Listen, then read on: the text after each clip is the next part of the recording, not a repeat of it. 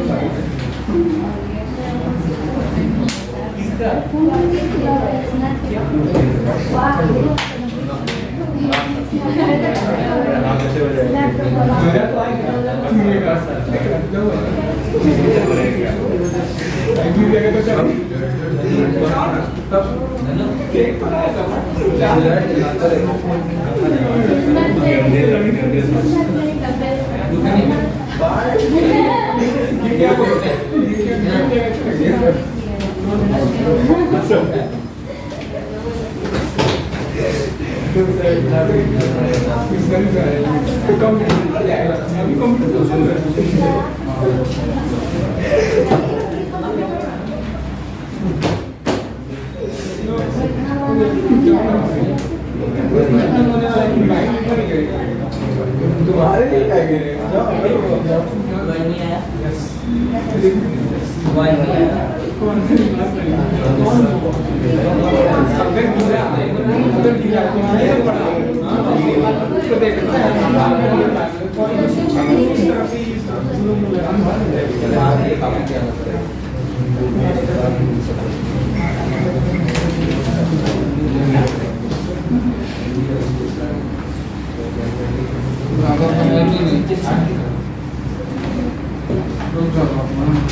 इसमें ज्यादा बच्चा लोग को देना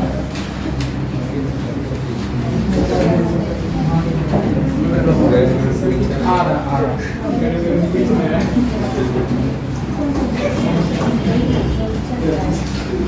देखना टॉपिक में हम लोग का बात की पावर इन एसी सर्किट बहुत इंपॉर्टेंट है, डायरेक्ट आता है, डेरिवेशन भी आता है, बहुत कुछ इससे आ सकता है। तो पावर इन एसी सर्किट में हम लोग क्या पढ़ेंगे कि हर तरह के सर्किट में, ध्यान देना, हर तरह के सर्किट में पावर क्या हो सकता है, कैसा होगा, उसके बारे में हम लोग डिटेल से पढ़ेंगे, ठीक है। इन जनरल स्टडी रहेगा, ठीक ठाक, मतलब पावर एक जनरल स्टडी रहेगा, समझे बात को।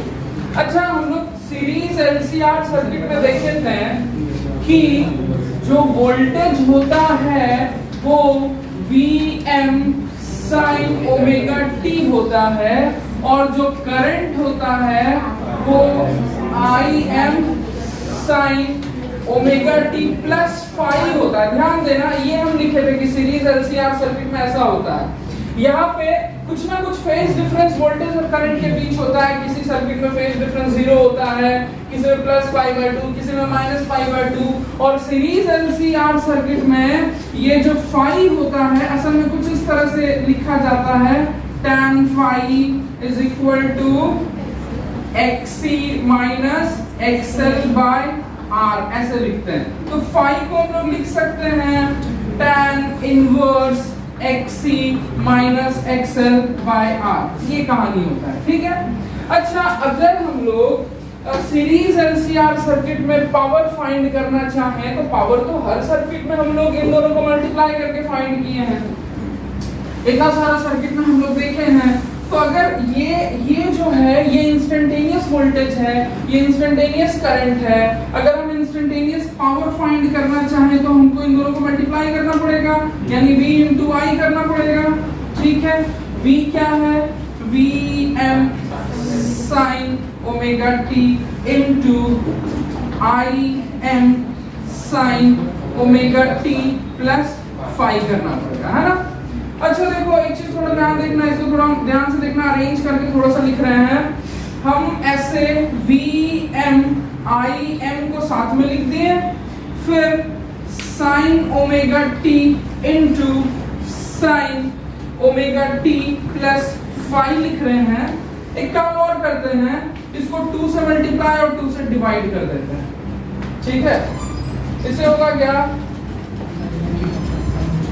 आराम से देखो यहाँ पे हम एक फॉर्मूला यूज करेंगे, फिलहाल के लिए हम लिख देते हैं 2 sin A sin B। कोई बता सकता है क्या? cos A minus B minus cos A plus B होता है, यही फॉर्मूला यूज करेंगे, ठीक है। बढ़िया बढ़िया। तो ये 1/2 तो यूज होगा नहीं, 1/2 को ऐसे लिख रहे हैं, ठीक है। और Vm Im ऐसे लिखा गया, ये जो 2 है उसको यहाँ पे लिख देंगे, और यहाँ पे मेरे लिए A का काम करेगा ओमेगा t और B का काम करेगा ओमेगा t + 5। बायोलॉजी वाला बच्चा लोग ध्यान से देखना, ठीक ना। तो इसको कैसे लिख सकते हैं, हमको क्या लिखना है, cos A minus B लिखना है ना, ध्यान देना। तो हम क्या लिखेंगे, cos A की जगह पे क्या है, ओमेगा t माइनस ये करेंगे तो माइनस ओमेगा t माइनस 5 नहीं हो जाएगा। किसी को दिक्कत हुआ इसमें? साक्षी नहीं लिख रहा है, समझ पाई? पक्का झूठ नहीं बोलना, कौवा काट लेगा। अच्छा, माइनस देखो ये इसको ना ऐसे इस ब्रैकेट में रखते हैं, ठीक। और फिर क्या लिखना है, minus cos A plus B, इन दोनों को ऐड करेंगे तो 2 ओमेगा t plus 5 ये होगा। कोई दिक्कत? ये तो खत्म हो जाएगा ना जी। तो cos -5 होगा, cos -5 को cos 5 लिख सकते हैं ना, cos minus theta cos theta के बराबर होता है।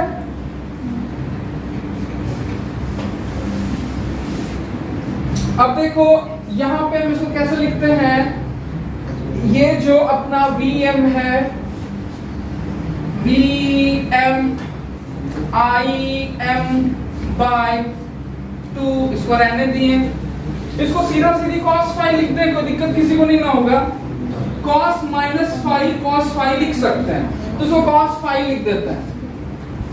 क्या लिख दिए, cos 5, और क्या हो गया, माइनस cos बोलना 2, ठीक है। ये ऐसे हो गया। अब देखो ये तो मेरा इंस्टेंटेनियस पावर निकला। अगर हमको एवरेज पावर निकालना है ना, तो एवरेज पावर को बड़ा P से डिनोट करते हैं। एवरेज पावर इस इंस्टेंटेनियस पावर को एवरेज करने से मिलेगा। हमको एवरेज करना पड़ेगा, हम तो पिछला कई सर्किट में देख चुके हैं कैसे एवरेज करते हैं, ठीक है। तो एवरेज करने में जो कांस्टेंट रहता है उसका कुछ नहीं होता है, वो तो बाहर रह जाता है, जैसा का तैसा रह जाता है। तो Vm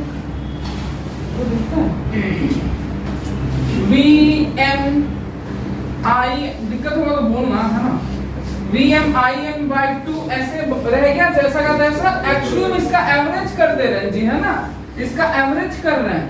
अच्छा, एक और इंपॉर्टेंट चीज, फाई कांस्टेंट है। हर सर्किट में फाई कुछ ना कुछ कांस्टेंट होता है, कहीं π/2, कहीं -π/2, कहीं 0। तो फाई कांस्टेंट है, जो फेज कांस्टेंट बोलते हैं उसको, है ना, या फेज डिफरेंस कहते हैं। तो इसका तो कुछ भी एवरेज नहीं हो पाएगा, जैसा का तैसा रहेगा, ठीक है। और इसका एवरेज क्या होगा, 0। कॉस कुछ भी, साइन कुछ भी, उसका एवरेज 0 होता है ना। तो समझिए, तो उधर क्या बच गया, खाली cos 5 बच गया जी, इसका एवरेज तो 0 हो गया। तो cos 5 - 0 लिखेंगे तो खाली cos 5 आ जाएगा ना, कोई दिक्कत इसमें? अब देखो जो एवरेज पावर है उसको हम लिख सकते हैं, इसको लिख सकते हैं जी, यहाँ पे 2 था तो √2 × √2 लिख सकते हैं ना। Vm/√2 को क्या लिख सकते हैं, Vrms लिख सकते हैं, ठीक है। और Im/√2 को और cos 5 ऐसा लिख सकते हैं ना, कोई दिक्कत इसमें? एक बहुत इंपॉर्टेंट चीज यहाँ पे आ गया, बहुत ध्यान से देखना। किसी भी सर्किट में जो पावर होता है वो केवल वोल्टेज और करंट पे डिपेंड नहीं करता है, वो इस बात पे भी डिपेंड करता है कि वोल्टेज और करंट के बीच का फेज डिफरेंस क्या है। बात समझ में आ रहा है? उस फेज डिफरेंस के कॉस पे डिपेंड करता है। बात समझ में आ रहा है? इसीलिए ये जो स्पेशल वाला टर्म है जिस पे वोल्टेज डिपेंड करता है, मतलब हम क्या बोले, इन दोनों के अलावा जिस पे डिपेंड करता है, इसको हम लोग पावर फैक्टर कहते हैं। ठीक है, बात समझ में आ रहा है क्या बोल रहे हैं? पावर फैक्टर हम क्या बोले, मतलब एक्चुअली हम लोग देखते हैं इन जनरल जो पावर होता है वो V into I होता है हर जगह। बचपन में भी पढ़ते आई थी, power is equal to V into I होता है। V को IR लिख देते हैं तो I स्क्वायर R बन जाता है। मेन फार्मूला तो V into I पढ़े हैं। तो इन जनरल डीसी सर्किट की बात करें या नॉर्मल सर्किट की बात करें तो पावर खाली वोल्टेज और करंट को मल्टीप्लाई करने से आ जाता है। लेकिन एसी सर्किट में पावर केवल वोल्टेज और करंट पे डिपेंड नहीं करता, एक और स्पेशल चीज पे डिपेंड करता है। उस स्पेशल चीज को पावर फैक्टर कहते हैं, जो कि cos फाई है कि नहीं? यहाँ क्लियर है? पावर फैक्टर क्लियर है सबको? अच्छा, अब देखना इस ये cos फाई, इसको हम लोग क्या बोलते हैं? Power factor. याद रखना जी, है ना? पावर फैक्टर असल में पावर इसी पे तो डिपेंड करता है ना? अब आगे देखते हैं, समझो। हम लोग कई तरह के सर्किट्स के बारे में पढ़े हैं, ध्यान देना। हम लोग पूरा मिटा रहे हैं, मेरे ख्याल से कोई बड़ा भारी चीज नहीं है, लेकिन डेरिवेशन आता है ना? आ चुका है ना? किसी बोर्ड एग्जाम में ही ये डेरिवेशन आ चुका है। अब देखो तो थोड़ा ध्यान देना, अगर हम प्योर रेजिस्टिव सर्किट, देखिए इसमें हम अलग अलग केस बना के बता रहे हैं, समझना। फर्स्ट केस पे आते हैं। अगर प्योर रेजिस्टिव सर्किट देखा जाए, प्योर रेजिस्टिव सर्किट देखें तो प्योर रेजिस्टिव सर्किट में फाई जीरो होता है ना, वोल्टेज और करंट के बीच कोई फेज डिफरेंस नहीं होता है, दोनों साथ साथ चलता है प्योर रेजिस्टिव सर्किट में। तो अगर फाई जीरो है तो पावर क्या हो जाएगा जी? cos जीरो यानी 1, cos जीरो 1, तो V RMS into I RMS। याद करो, हम लोग ये डिराइव किए थे प्योर रेजिस्टिव सर्किट में, है ना? प्योर कैपेसिटिव या प्योर इंडक्टिव सर्किट अगर हम लें तो प्योर कैपेसिटिव और प्योर इंडक्टिव सर्किट में ये 90 या π/2 होता है, cos 90 जीरो हो जाता है, पावर ही जीरो हो जाता है। तो प्योर कैपेसिटिव सर्किट की अगर बात करें, शिवम कहाँ है जी? प्योर इंडक्टिव, यहाँ पे एक इंपॉर्टेंट चीज और आएगा। प्योर इंडक्टिव या प्योर कैपेसिटिव सर्किट की बात करें, है ना? तो इसमें हम लोग जानते हैं कि फाई जो होता है वो π/2 होता है या -π/2 होता है, तो पावर इसमें जीरो हो जाता है। देखो, प्योर इंडक्टिव सर्किट या प्योर कैपेसिटिव सर्किट में करंट होता है, फिर भी वो करंट पावर नहीं दे पाता है या पावर जनरेट नहीं कर पाता है। मतलब करंट फ्लो हो रहा है लेकिन वो पावर जनरेट नहीं कर पाता है, इसीलिए इस करंट को वॉटलेस करंट कहते हैं। वो करंट जो प्योर कैपेसिटिव या प्योर इंडक्टिव सर्किट में फ्लो होता है वो पावर जनरेट नहीं कर पाता है, इसीलिए उसको वॉटलेस करंट कहते हैं। इंपॉर्टेंट वर्ड है ये, है ना? Wattless current. वॉट पावर का यूनिट होता है, वॉट नहीं हो, वॉटलेस करंट। क्लियर है ना?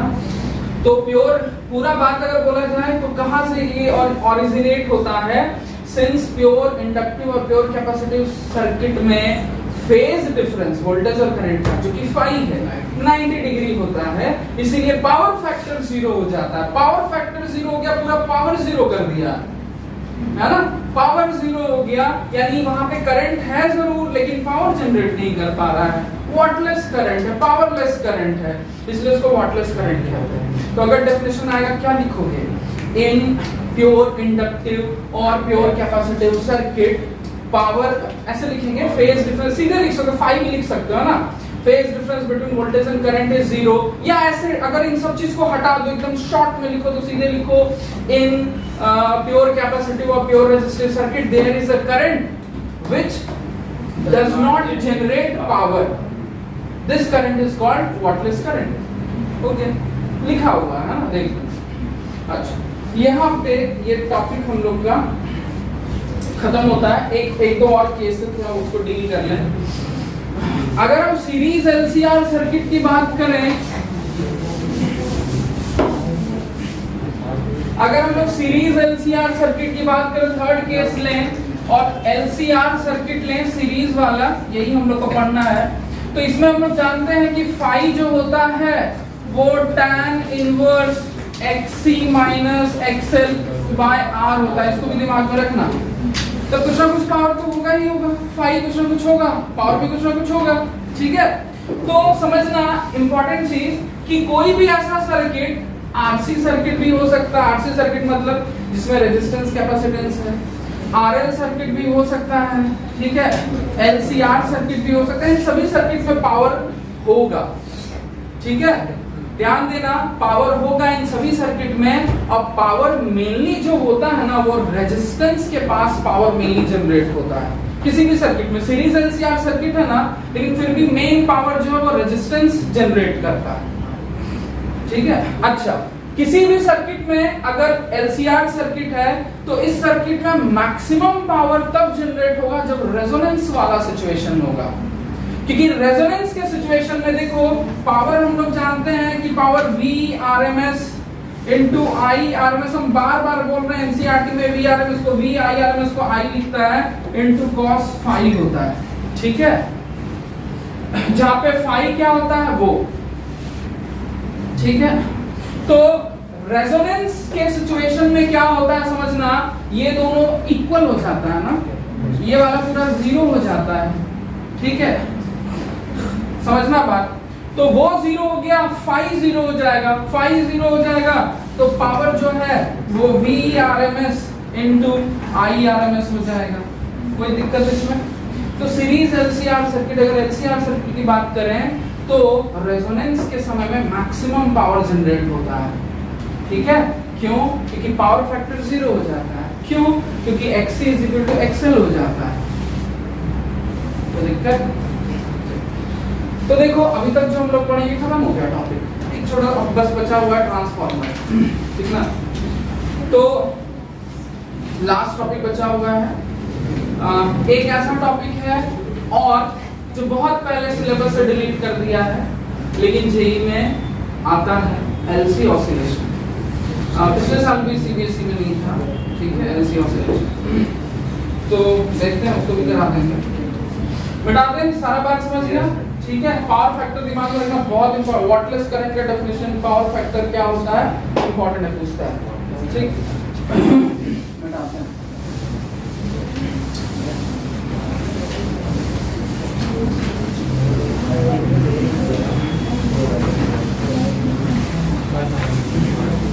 नेक्स्ट क्लास में हम लोग कुछ न्यूमेरिकल्स डिस्कस करेंगे, ठीक है। तो नेक्स्ट टॉपिक है जी ट्रांसफॉर्मर।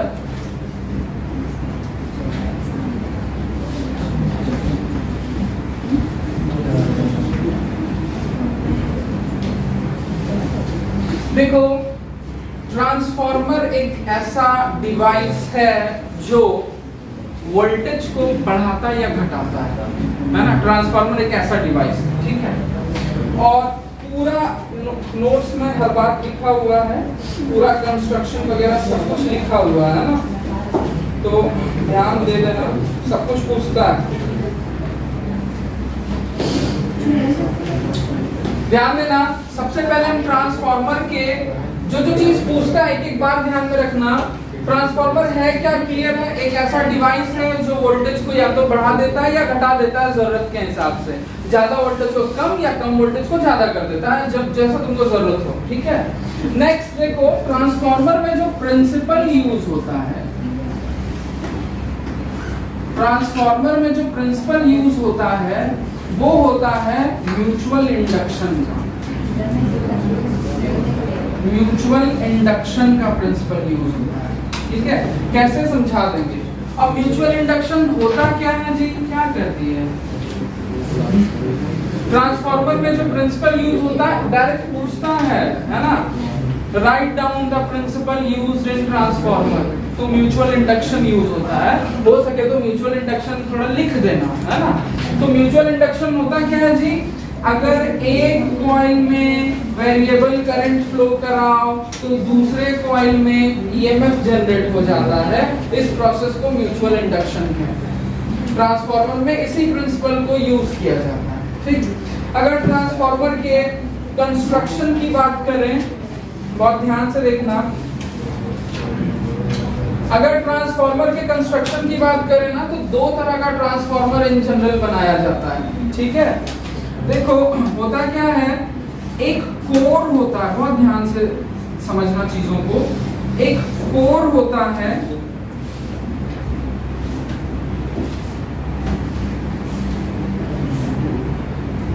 इस तरह का, ठीक है, या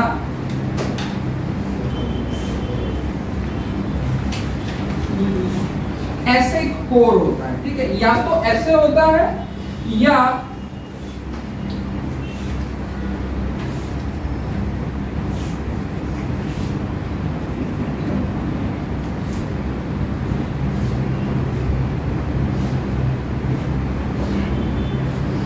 ऐसा कोर होता है, ठीक है। दो तरह का कोर होता है, ज्यादा प्रेफरेंस इसको दिया जाता है। समझा रहे हैं, समझो, ये क्या, ये काट, ये खाली जगह, ये खाली स्पेस है, ये पूरा लोहा है, ठीक है, ये पूरा लोहा है, ठीक, और इसमें ये पूरा लोहा, इधर खाली स्पेस है। होता क्या है समझो, इसका जो दो ये पार्ट है ना, इसमें वायर लपेटा हुआ रहता है, ठीक है। दो लिंब है, या जो बोलो, एक वायर इधर लपेटा हुआ रहता है ऐसे ऐसे, और दूसरा इधर लपेटा हुआ रहता है। ये ब्लू दिखेगा तुम लोग को, ऐसे लपेटा हुआ है। इधर वाला जो वायर रहता है, इससे इनपुट वोल्टेज या इनपुट करंट देते हैं, और इसको प्राइमरी कॉइल कहते हैं, इसको प्राइमरी कॉइल कहते हैं। और प्राइमरी कॉइल में जो टोटल नंबर ऑफ टर्न्स होता है, उसको एनपी से डिनोट करते हैं। जिससे आउटपुट वोल्टेज निकलता है, उसको सेकेंडरी कॉइल कहते हैं, और इसको एस से डिनोट करते हैं, और इसमें टोटल नंबर ऑफ टर्न्स को एनएस से डिनोट करते हैं। बात समझ में आ रहा है, ठीक है। दो कॉइल रहता है, जिससे इनपुट देते हैं, इनपुट वोल्टेज ट्रांसफार्मर में आता है, वो प्राइमरी कहलाता है। जिससे आउटपुट वोल्टेज निकलता है, उसको सेकेंडरी कहते हैं। होता क्या है, यहां से एसी करंट को ट्रांसफार्मर में डालते हैं।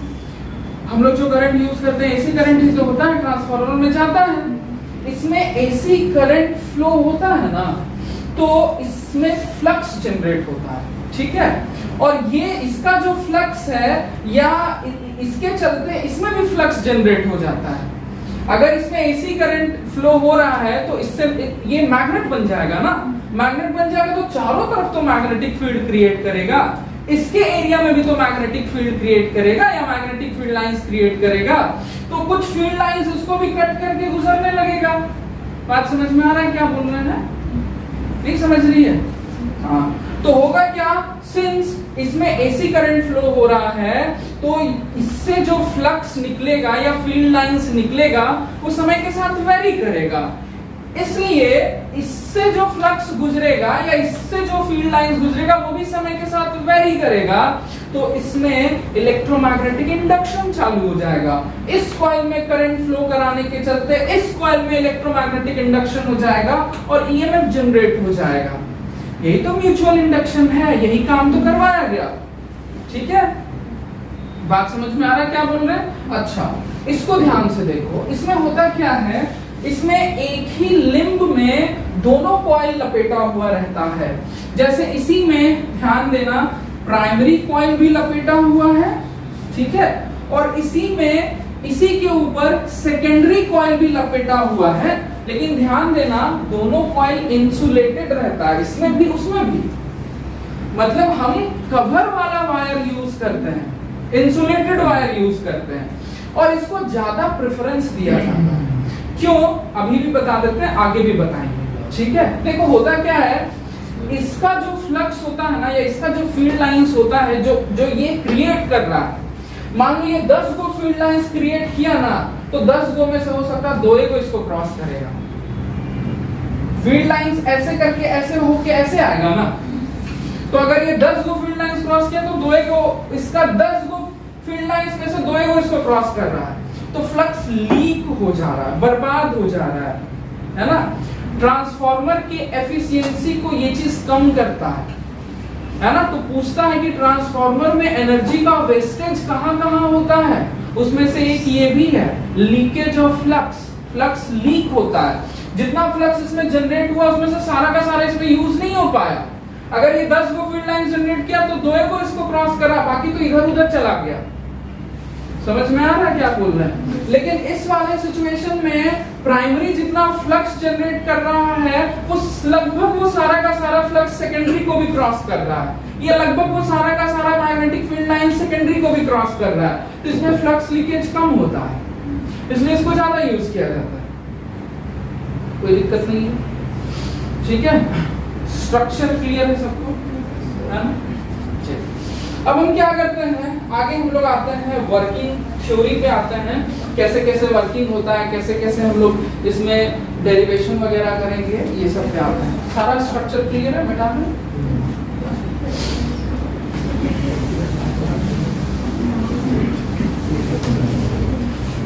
एक काम करते हैं, एक को बैठाते हैं, एक को रहना है।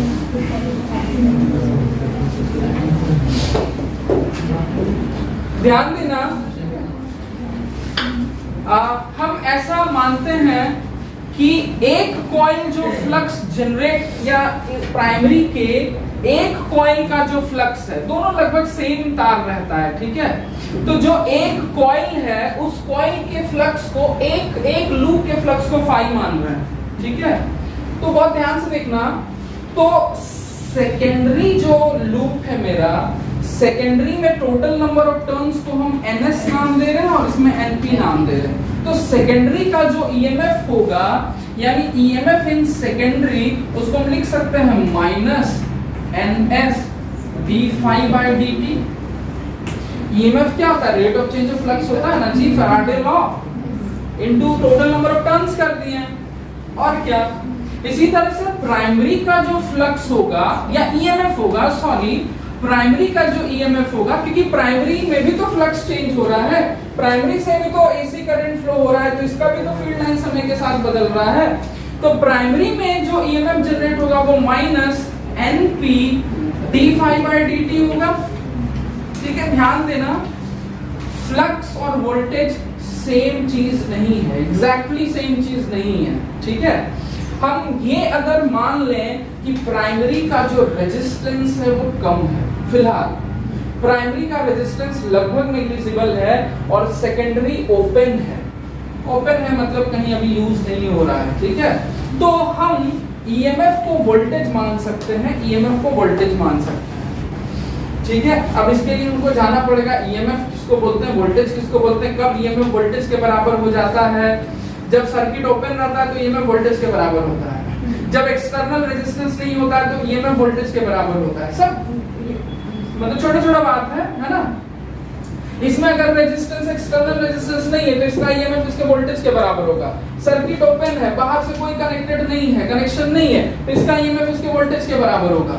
तो हम यहाँ पे इस EMF को इसका वोल्टेज लिख सकते हैं, यानी सेकेंडरी का जो वोल्टेज है वो माइनस ns into d∅ बहुत आसान है डेरिवेशन देखना, कुछ नहीं। अगर हम जो बोले अभी वो अगर तुमको नहीं याद है, नहीं समझ में आ रहा, कोई फर्क नहीं पड़ता है, इसको वोल्टेज लिख दो, इसको भी वोल्टेज लिख दो, काम खत्म करो, ठीक है?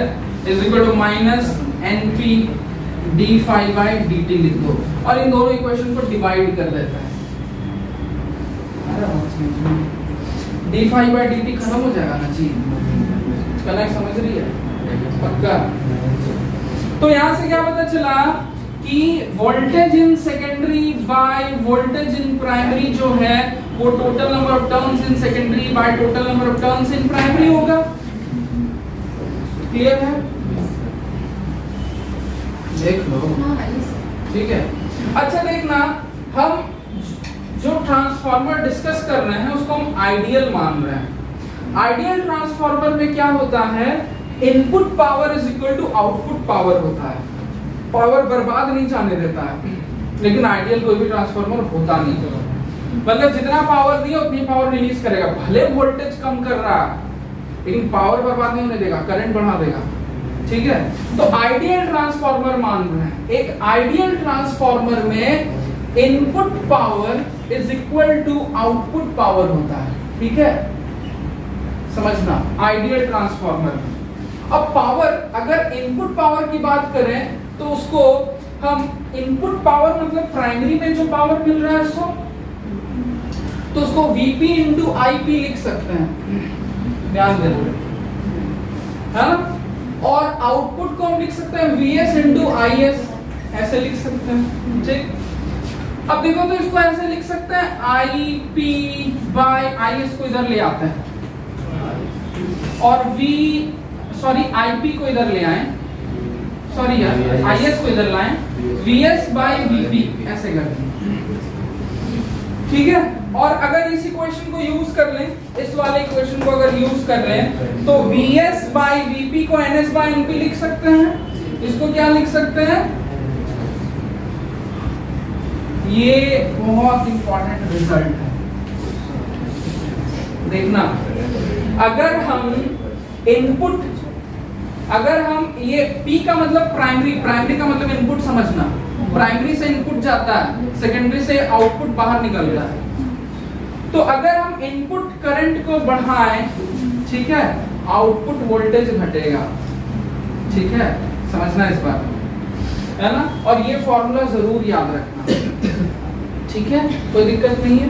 अच्छा, थोड़ा इसको ध्यान में रखो, इसको थोड़ा ध्यान में रखना, ये चीज इसी से हुआ है। यहाँ तक सब कुछ क्लियर, थ्योरी यहाँ पे ट्रांसफार्मर का खत्म होता है।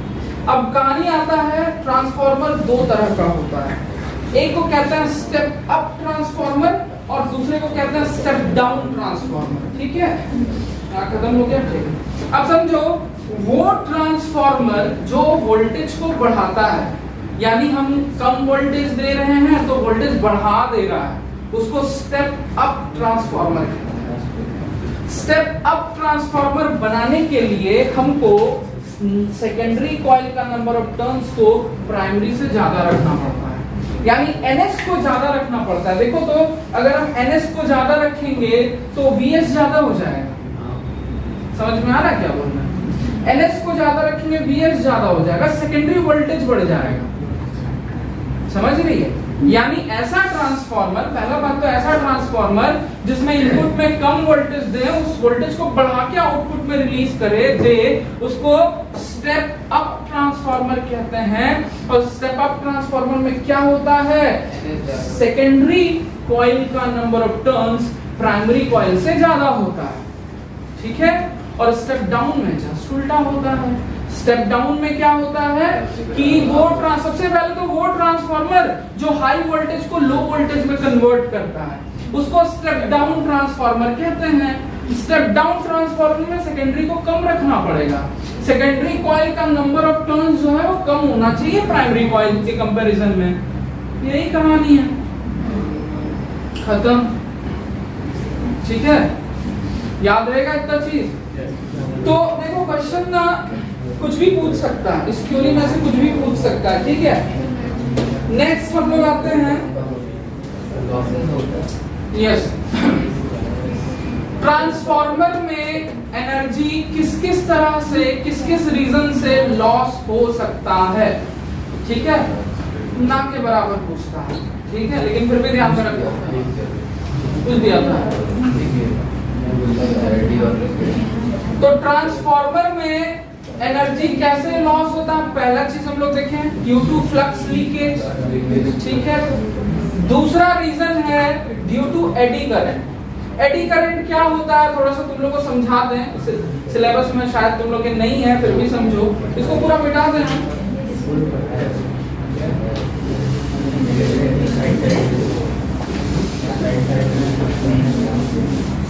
देखो, समझना, बात समझो। हमको पता है कि अगर मेरे पास कोई कॉइल है, ठीक है, ध्यान देना, अगर मेरे पास यहाँ पे एक मैग्नेट है इधर और एक मैग्नेट इधर है, ध्यान देना, ऐसे दो को मैग्नेट है जी, अगर इसको नॉर्थ पोल इसको साउथ पोल बोले, ऐसे एक कॉइल है, अगर हम ऐसा करें, या चलो इधर मिटा दिए, अगर हम इस कॉइल को इस मैग्नेट से दूर ले जाएं या नजदीक ले जाएं तो इस कॉइल में करंट इंड्यूस होगा, हम जान रहे हैं, इसी चीज को तो इलेक्ट्रोमैग्नेटिक इंडक्शन कहते हैं। लेकिन अगर हम इस कॉइल के जगह एक प्लेट रखते हैं या कुछ भी रखते हैं, जैसे सपोज करो अगर एक कॉइल रहता मेरे पास,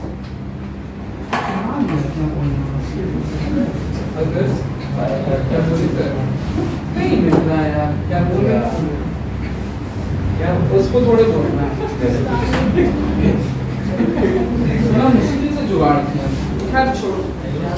तो देखो अगर कोई कॉइल है तो कॉइल में करंट फ्लो होगा, लेकिन इस कॉइल की जगह सपोज करो एक पूरा डिस्क रख दें, एक पूरा डिस्क रख दें, ठीक है, एक पूरा डिस्क रख दें, पूरा भरा पूरा मटेरियल है इसमें, तो अब अगर हम इसको इसके दूर ले जाएं या नजदीक ले जाएं या ले दे के बात ये बोले कि इस डिस्क को क्रॉस करने वाले मैग्नेटिक फ्लक्स को चेंज करवाएं, तब इसमें क्या होगा, करंट फ्लो होगा, तो कहां होगा, कोई वायर जैसा रास्ता तो इसमें दिख नहीं रहा है ना।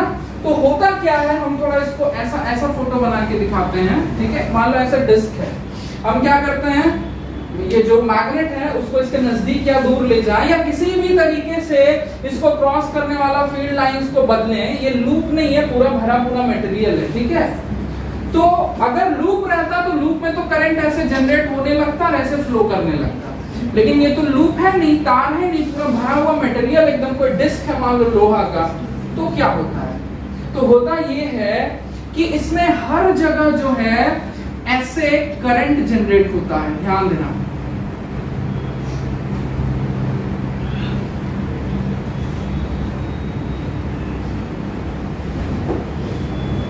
हर जगह एवरीवेयर ऐसा सर्कुलर फॉर्म में करंट जनरेट होता है, वर्लपूल की तरह, वर्लपूल, भंवर देखियो, भंवर, फोटो में चाहे वीडियो में देखे होगे, तो वर्लपूल की तरह, जैसे कभी कपड़ा उपड़ा धोते हो ना, सरफ वरफ घोलते हो, ऐसे ऐसे खूब एकदम घुमा देना, कभी किया ऐसा, तो वो जो वर्लपूल बनता है ना, वैसे ही हर जगह पे, हर जगह एक मिलीमीटर एरिया नहीं छूटता है, हर जगह पे उस तरह का करंट जनरेट हो जाता है, इसी करंट को एडी करंट कहते हैं। बात समझ में आ रहा है क्या बोल रहा है, ठीक ना। अच्छा, एडी करंट को कम करने का बहुत सारा तरीका है, वो इसलिए बता रहे हैं क्योंकि ट्रांसफार्मर में भी वो तरीका यूज किया जाता है। एडी करंट को कम करने का पहला तरीका क्या है कि एरिया कम कर दो, एरिया कम कर दो। चलो हम इसको अच्छी तरह से समझाने के लिए इसको सर्कुलर डिस्क नहीं लेके मान लो एक रेक्टेंगुलर डिस्क लेते हैं, इस तरह का रेक्टेंगुलर प्लेट है मेरे पास, क्या किया जाता है ना, इसको बीच बीच से काट दिया जाता है, ऐसे काट दिया जाता है, ऐसे काट दिया जाता है, ऐसे काट दिया जाता है, ठीक है, प्लेट को, एरिया कम हो गया, एडी करंट कम फ्लो होगा। बात समझ में आ रहा है क्या बोल रहे हैं। जनरली एडी करंट बनता कहाँ है, सबसे ज्यादा एडी करंट बनता है जहां उस आयरन में जिसको कोर की तरह यूज किया जाता है, जिसपे तार लपेटा हुआ रहता है, जैसे ट्रांसफार्मर में तार लपेटते हैं ना, तो जिसके ऊपर तार लपेटते हैं उस कोर में एडी करंट बनने लगता है, जनरेट होने लगता है, क्योंकि पूरा सॉलिड लोहा रहता है ना, उसके ऊपर हम ऐसा तार फ्लो करते हैं जिसमें ऑल्टरनेटिंग करंट फ्लो हो रहा है, तो ऑल्टरनेटिंग करंट फ्लो होता है तो इलेक्ट्रोमैग्नेटिक इंडक्शन होगा, और पूरा सॉलिड लोहा है तो करंट कहां जाएगा, कहीं करंट को फ्लो करने का जगह नहीं मिलेगा, एडी करंट बनने लगता है उसमें। तो इसके चलते क्या किया जाता है, पहला काम कि कोर का जो मटेरियल रहता है ना, बहुत सारा बात समझाता है तुम लोग को, देखो आगे भी काम देगा। जैसे सपोज करो कि मान लो एक कोर है, इतना मोटा सा लोहा का कोर बनाया गया, जैसे सपोज बहुत मोटा रहता है, इतना मोटा सपोज करो आयरन है, इसका कोर बनाया गया। सबसे पहला काम क्या करता है, कोर को ऐसे कट कर देता है, यहाँ से काट के निकाल दिया, यहाँ से काट के निकाल दिया, यहाँ से काट के निकाल दिया, पहला काम किया। दूसरा काम क्या किया, पूरा एक सॉलिड लोहा नहीं यूज करता है, करता क्या है, पतला पतला ऐसे लोहा का शीट ले लेता है, ऐसे पतला पतला शीट ले लेता है लोहा का, ठीक है, और हर शीट के बीच में एक इंसुलेटिंग मटेरियल ऐसे डाल देता है और फिर दूसरा शीट को ऐसे चिपका देता है, फिर इंसुलेटिंग मटेरियल डाल दिया, ये शीट चिपका दिया और पूरा ऐसे करके इतना मोटा सा पोल बना। बात समझ में आ रहा है क्या है? ठीक, इससे होगा क्या, इससे होता ये है कि मान लो अगर इस यहाँ पे कहीं पे एडी करंट को बनना होता यहाँ पे, तो एडी करंट ऐसे बन नहीं पाएगा, क्यों? क्योंकि हर जगह इंसुलेशन है, ठीक है, तो एडी करंट ऐसे भी कम हो जाता है, जीरो नहीं कर पाएंगे लेकिन कम करते हैं।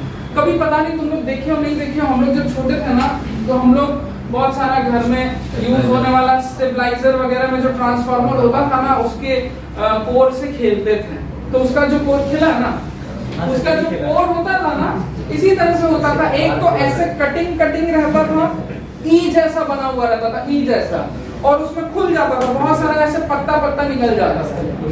मिलेगा तो दिखा देंगे, कोई इलेक्ट्रिशियन से भाड़ा पे लाके। हाँ? है तुम्हारे पास?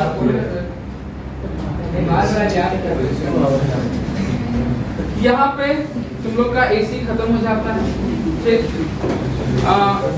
रुकना ले लेना, और नेक्स्ट क्लास में हम लोग कुछ न्यूमेरिकल्स डिस्कस करेंगे, जिसमें बोर्ड का भी न्यूमेरिकल होगा और जेई का प्रीवियस ईयर क्वेश्चंस भी होगा, ठीक है। आज हम क्वेश्चन पेपर दे दे रहे हैं जेई वाला।